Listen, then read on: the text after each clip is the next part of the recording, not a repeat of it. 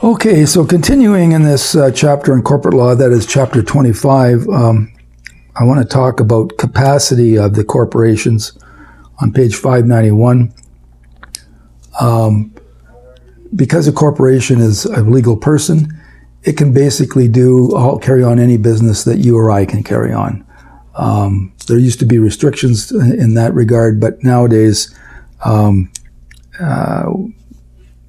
they can pretty well do any business you or I can do. At the bottom of page 591 and the top of page 592, it talks about a famous case called Salomon versus Salomon and Company Limited. It's talked about at the bottom of page 591. There's a head note, number 13. It gives you the citation of the case and so on. And then it talks about, it gives a brief summary of the case at the top of page 592, being case 25.1.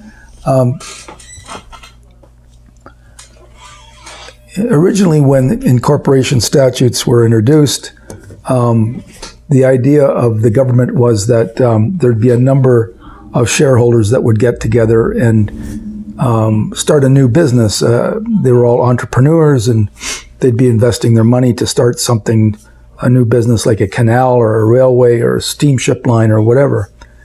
And they had a requirement that there was to be a certain number of shareholders to incorporate the business. And the minimum that you had to have, the number of shareholders to incorporate then, and I'm talking 200 years ago or 150 years ago, was 7. So you had to have 7 shareholders in it. Again, it had this idea that you'd have people raising money for a new venture and whatever. This Salomon case points out that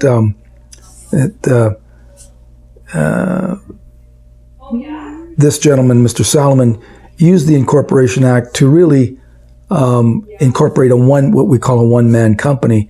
He took all the most of the shares and gave 1 share each to his wife and children, and so that he had something called control of the corporation, and he was the only director, the only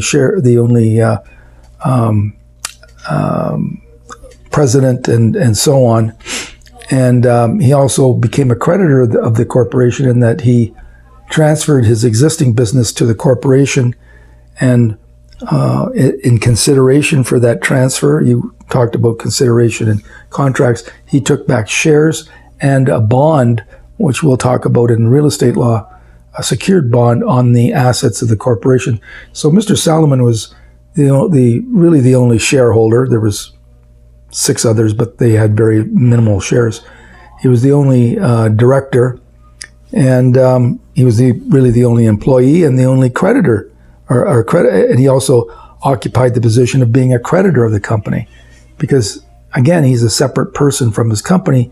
He can loan the company money, and they can agree to pay him back, and so on. So this is what this case is about. The creditors in that case said that this was all a sham. He just did it to defeat their claims that there was no new money here, there was no new business created or anything like that. He just flipped the assets of his sole proprietorship into a corporation to achieve limited liability. That's exactly what he did, and the court found that that's okay. But nowadays there's a reform on that we don't have to have 7 shareholders anymore. We can have just 1 incorporating shareholder. So that's what that case is about. Now, there is limits on shareholders' liability. I don't intend to go through them all, but it's pointed out on page 593 under exceptions to limited liability that some creditors of a corporation understand about limited liability of shareholders. And let's say it's a bank let's say the corporation's going to the bank or borrowing money, a line of credit or something for its business. The bank sometimes will require, they know that the contract loan is made with the corporation, and they may feel that they don't want to lend the money just to the corporation, because if the corporation doesn't pay them, they can't go after the shareholders. So sometimes banks will require that the shareholder or shareholders give guarantees. Remember, we talked about guarantees under written, the requirement of writing, to the bank to secure the loan to the corporation. So in that case, shareholders wouldn't have limited liability because they have a separate contract with the bank guaranteeing the loan to the corporation. But the reason that that guarantee is made is because they, as shareholders, have limited liability, and unless they guarantee the loan to the bank, the bank can't get at their personal assets. So many banks require personal guarantees of shareholders when they make loans to corporations.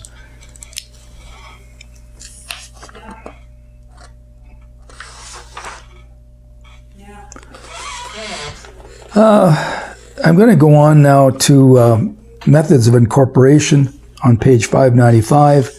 As the book points out, the first way that corporations were established was by royal charter. That is, the king or queen created them.